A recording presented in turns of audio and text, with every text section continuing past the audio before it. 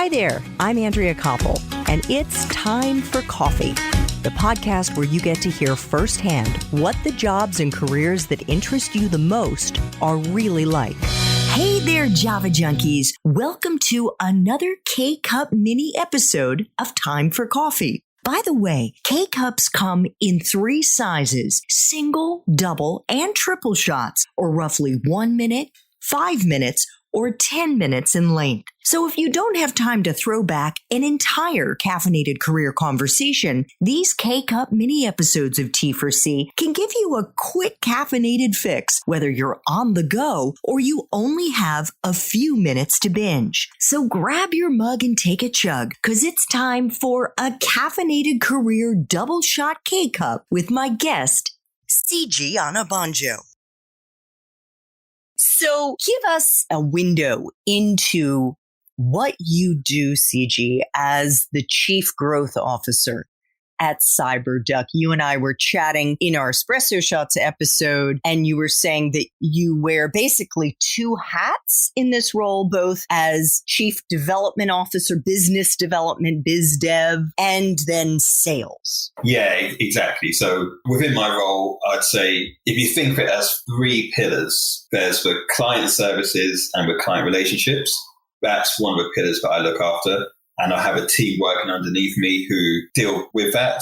Then there's the new business side.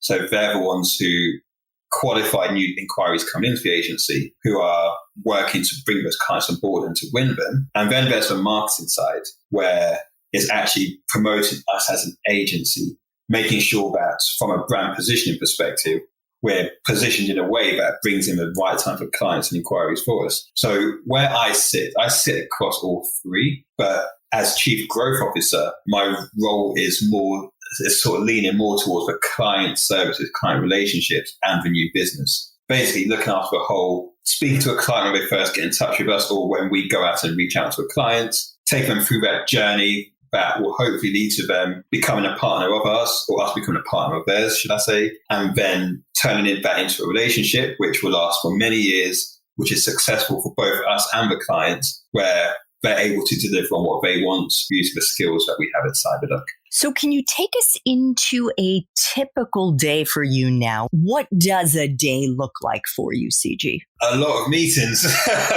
Zoom fatigue is real, I tell you that. In terms of what my day will look like, I'd say most mornings I'll start the day. I normally have some sort of leadership catch up with the other business leaders, the CEO, the CTO, the Chief Production Officer too, where we're just discussing our agendas and the key kind of priorities for the business. Then often there'd be, so on Mondays, for example, I've been having a team meeting with people in my own team, where we look at the priorities for the week ahead. We look at the inquiries that we've received, the status of them, what needs to do, like what pitches we have, what tenders and opportunities that we need to go after. I bring the marketing team and the marketing department into that too, so we can see how we can work together to actually create engagement campaigns or things that will help to attract more of these clients. So it is a lot of internal meetings. Normally when all my meetings are kind of done, where they kind of go throughout the day, it then comes down to dealing with clients and prospects.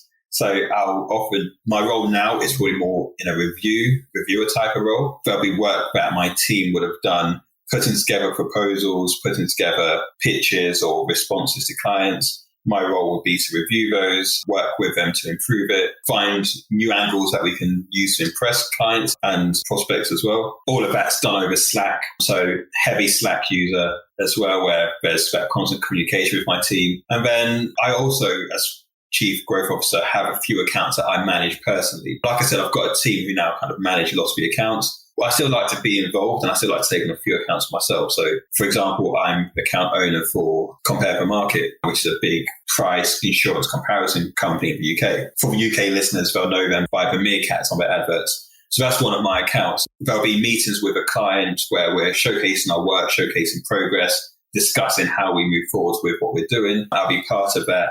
Again, I would probably be a little bit more hands-off on that, with the team probably doing a lot more of the talking.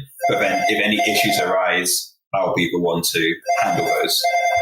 Yeah, so I think I've got to a point where I'm on those meetings with a client as well. I'll have a few of those meetings a week, and the follow-up actions from that But we're working with project managers on the account to see how we can further service the clients. And then there'll be for the big pitches, big new prospects, I'll help to lead those as well. So I'll be the one to kind of put together pitch decks, work on the strategy behind the pitch, and actually go and do the pitch itself as well. That's kind of a lot of what I do. It does differ by day, but there's a lot. And then also hiring, like we're growing as an agency, and fitting in interviews around that as well are important. Well, that's great news. Congratulations that CyberDuck is growing during the pandemic. Yeah, at one point when the pandemic first started, we weren't sure how things were going to go because no one knew, to be honest. Like it's new territory for everyone. But we've built a good, solid brand over the last 15 years. And in the last couple of years, we've put a lot of work and energy into who we are as an agency, our positioning. And that's helped us to bring on board some really strong clients. And that meant that when the pandemic hit, we've got some good clients on board who fortunately they themselves weren't affected too badly by the pandemic. And it meant that there was opportunities to do more work with them around adapting to this new reality. And that's kind of helped us. So that sustained us a lot this year with existing relationships with clients. And then it's also meant on the marketing side, we've kind of gone into overdrive to really try and make up for that lack of face-to-face communication, switching our strategy as well, because it means everyone being remote actually I work with clients in other parts of the country or in the world are much more convenient. So yeah, we've managed to pick up some really good wins as well, which meant that we hit our targets. So it's weird because I know a lot of people have been affected badly because of the pandemic, but one of the key things I've tried to do in my role is see how we can, in whatever way we can, turn it into a positive and help people through it. And that's kind of been how we've been marketing ourselves over the last year. And it's worked really well. Thanks for tuning in to this K-Cup mini episode of Time for Coffee. If you want to listen to our entire caffeinated career conversation, please check out the show notes for this episode. Thanks so much for listening to Time for Coffee, where the professionals in the jobs that most interest you always have time to grab coffee 24/7, no matter where you live. I have one quick favor to ask you. Remember to rate, review, and subscribe to Time for Coffee. Thanks so much.